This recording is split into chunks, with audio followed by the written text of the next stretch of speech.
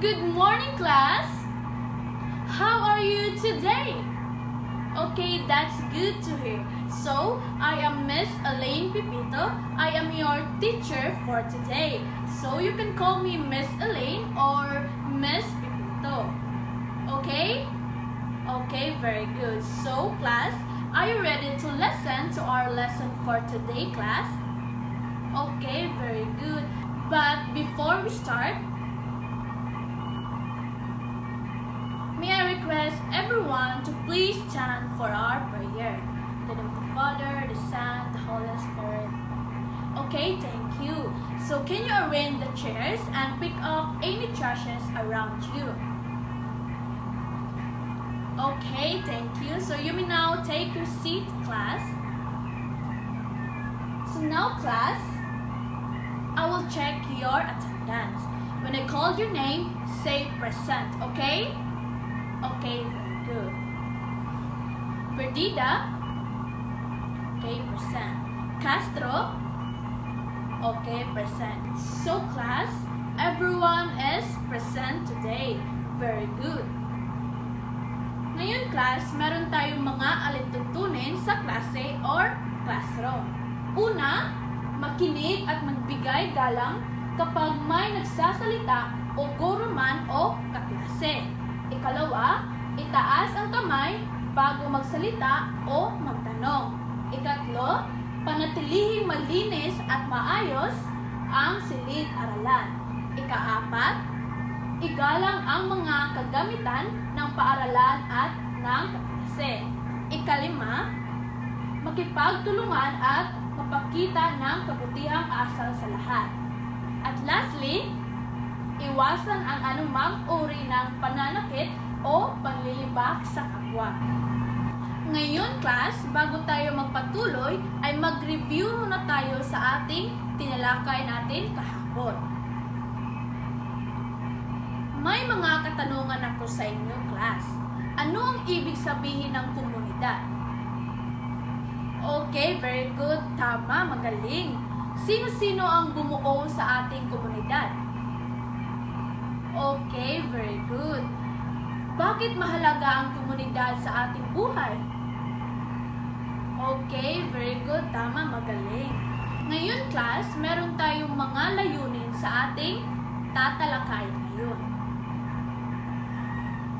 Una, kilalanin at ipaliwanag ang mga pangunahing tauhan at pangyayari sa kwento ng pinagmulan ng komunidad. Ikalawa, sumulat ng kwento sa pinagmulan ng inyong komunidad gamit ang inyong sariling salita. Ikatlo, paunlarin ang pagiging responsable at tapat sa pagpapakita ng impormasyon tungkol sa komunidad. Ikaapat, mahikayat ang mga bata ng maunawaan at panghalagahan ng pinagmulan at kasaysayan ng kanilang komunidad. So now, class, may papakita ako sa inyong larawan ng isang komunidad na may noon at ngayon. At what are you going to do, class, is to observe or pagmasdan ninyo ang isang larawan. At pagkatapos ninyo pagmasdan, may mga katanungan ako tungkol sa isang larawan.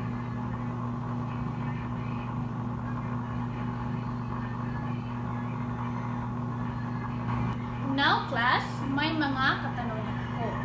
Ano ang mga pagbabago ng isang komunidad mula noon at ngayon? Okay, magaling. Sino-sino kaya ang mga tauhang nag-aambag sa pagbabago ng komunidad? Okay, magaling. Sino-sino kaya ang mga tauhang nag-aambag sa pagbabago ng komunidad? Okay, very good, magaling. Kung ikaw ay tauhan noon, ano ang gagawin mo upang makatulong sa komunidad? Okay, very good, magaling. Ngayon, class, ano kaya ang tatalakayin natin ngayon? Isa tungkol sa isang komunidad. Tama, magaling. Ang tatalakayin natin ngayon ay sa ang kwento ng pinagmula ng sariling komunidad. Ngayon, class, may mga katanungan ko. Bakit mahalaga ang pagtutulungan at pagkakaisa sa pag-unlad ng komunidad? Okay, magaling.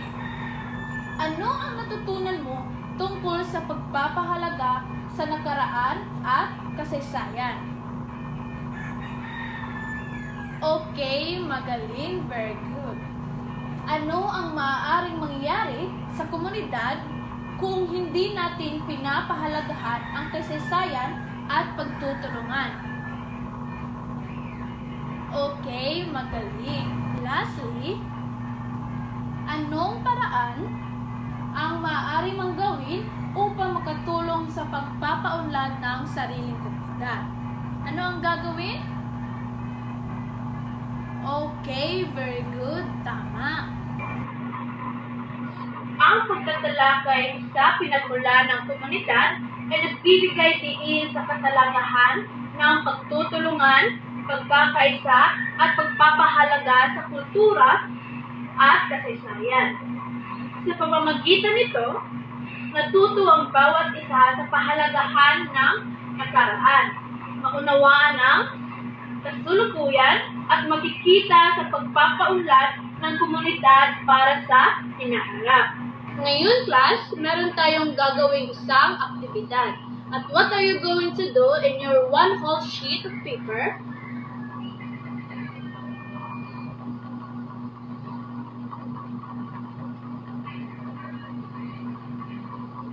Sumulat ng isang kwento tungkol sa pinagmula ng inyong komunidad gamit ang inyong sariling mga salita at idea sa isang buong pahina. Like halimbawa, noong unang panahon, ang lugar na ngayon ay tinatawag na Barangay Malinis, ay isang malawak na gubat.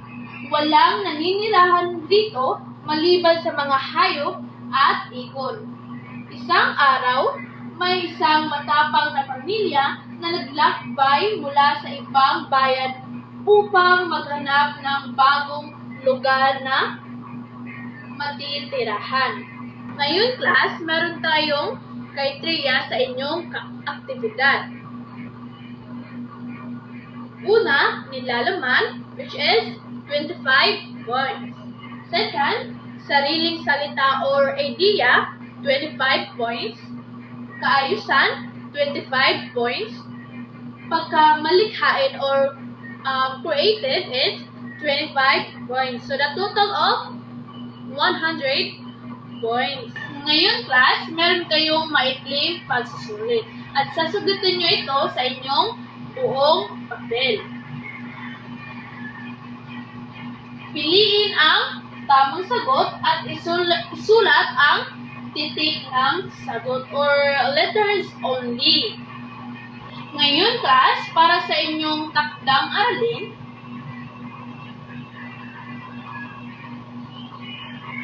gumawa kayo ng photo, collage, or scrapbook na nagpapakita ng pagbabago at pagunlad ng inyong komunidad. Maaari ring ilagay ang mga lumang litrato or larawan kung may makikita kayo or may makukuha kayong mga luma na larawan or pictures. So, sa inyong gawain na ito, meron tayong criteria or rubrics, which is nilalaman, 25 points, creatividad or creativity, which is 50 points, organisasyon, 25 points, so the total of 100 points. Ngayon, class, may mga katanungan ba kayo? Or may gusto kayong itanong tungkol sa inyong takdang aralin? Meron ba? Wala? Okay, very good. Meron ba kayong naintindihan ngayon sa ating tinatalakay? Okay, very good.